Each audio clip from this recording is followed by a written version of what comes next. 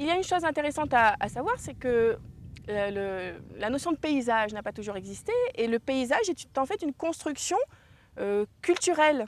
Donc on ne voit pas le paysage de la même manière selon l'époque à laquelle on appartient, selon la culture à laquelle on appartient. Et c'est intéressant de se rendre compte qu'on voit les paysages à travers un filtre qui est différent selon les appartenances, selon le vécu, selon l'imaginaire collectif, selon l'imaginaire individuel. Donc à partir de ça, comment voyons-nous Piton Tortue?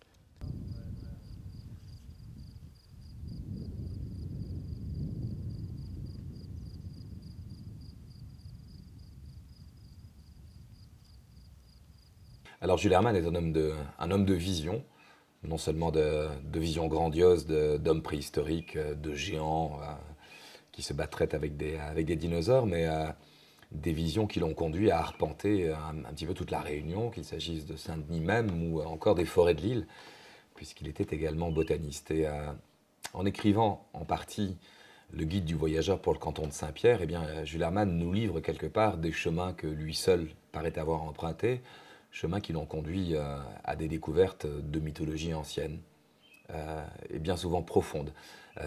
Ces visions, il nous les livre très curieusement à travers ce guide du voyageur qui se prétend touristique, il nous les livre à travers une série de poèmes qui disent bien à quel point cet auteur est capable, là aussi, de transformer, de métamorphoser la réalité pour en faire le substrat de son mythe personnel.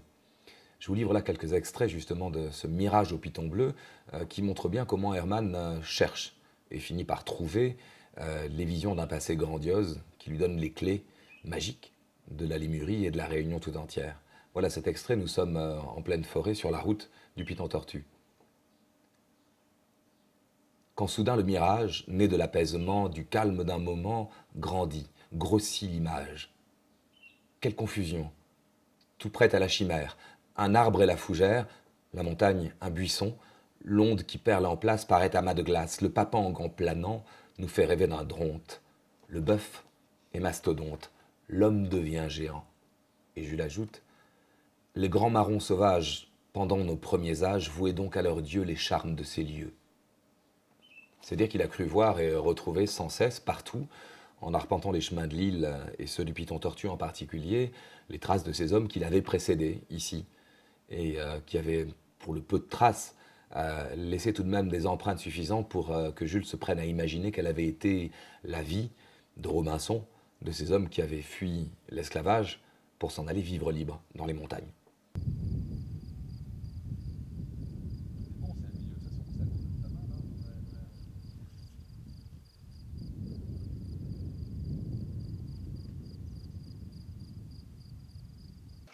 Voilà, donc là je suis dans le lit de la ravine du Brin Sec.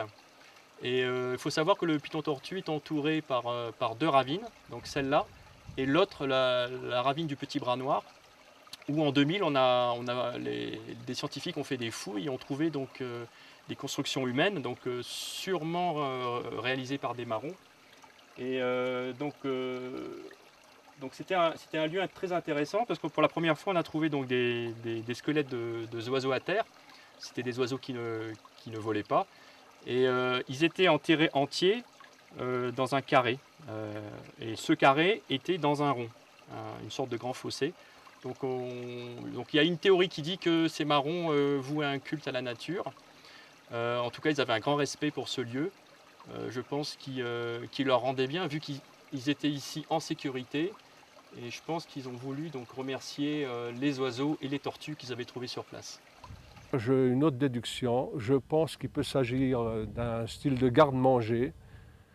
Ma conclusion vient du fait que j'ai pas mal voyagé, étant ancien militaire de carrière. En Afrique, certaines peuplades ont cette façon de procéder. C'est assez répandu puisque la chair sèche se conserve facilement. Alors nous sommes à la périphérie de Petit Bras Noir, où l'on a découvert en juillet 2000 des sites dédiés au culte de la tortue et de l'oiseau. Actuellement, nous recherchons des vestiges. Nous allons faire un périmètre pour déterminer des fouilles.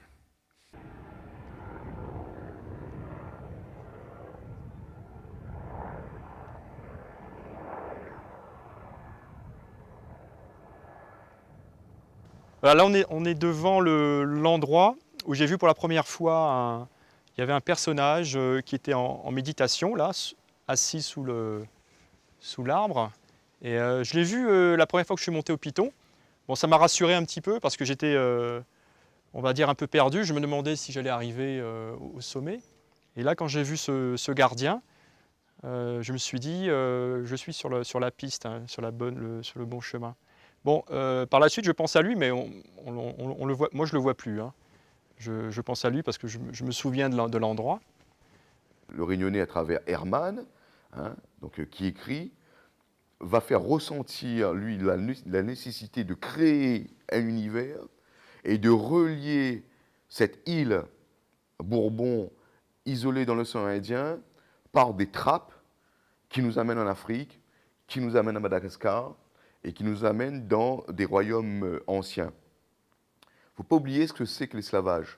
L'esclavage, c'est le pays du non-retour.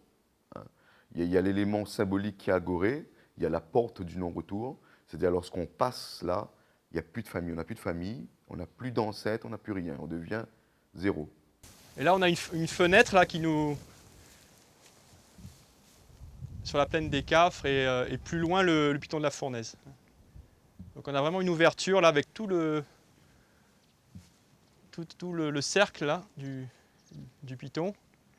Et cette espèce d'entonnoir comme ça, espèce de triangle inversé qui nous ouvre le paysage là.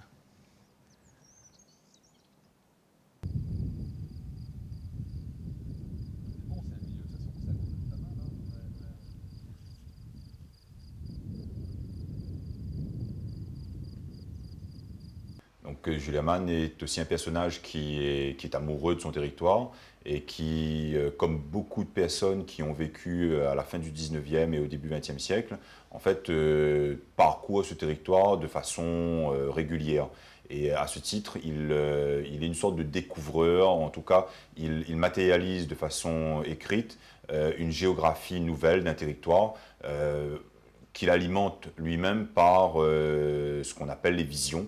Donc il part d'une réalité géologique, géographique, historique, et là-dessus il projette un récit nouveau qui est à la fois peut-être imaginé, peut-être rêvé, et qui peut être sous-tendu aussi par une interprétation de la réalité, alors qui par contre là est tout à fait caractéristique de la pensée de Jules Hermann.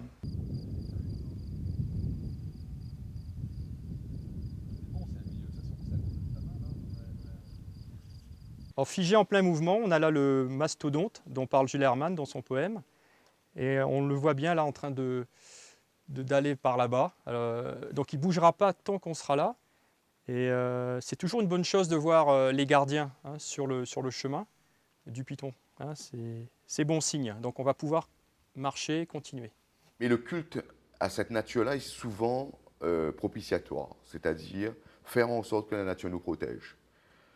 Je pense qu'il croit en ça, il croit en la capacité qu'un jour le relief, les ravines, vont leur porter en aide contre les Blancs. C'est-à-dire une ravine qui va les séparer des Blancs, les Blancs ne vont pas pouvoir, donc une crue soudaine, invoquer les esprits pour établir une crue soudaine pour que le Blanc ne puisse pas traverser, un brouillard peut-être opaque pour qu'on ne les voit plus. Hein. Alors ça, c'est certain.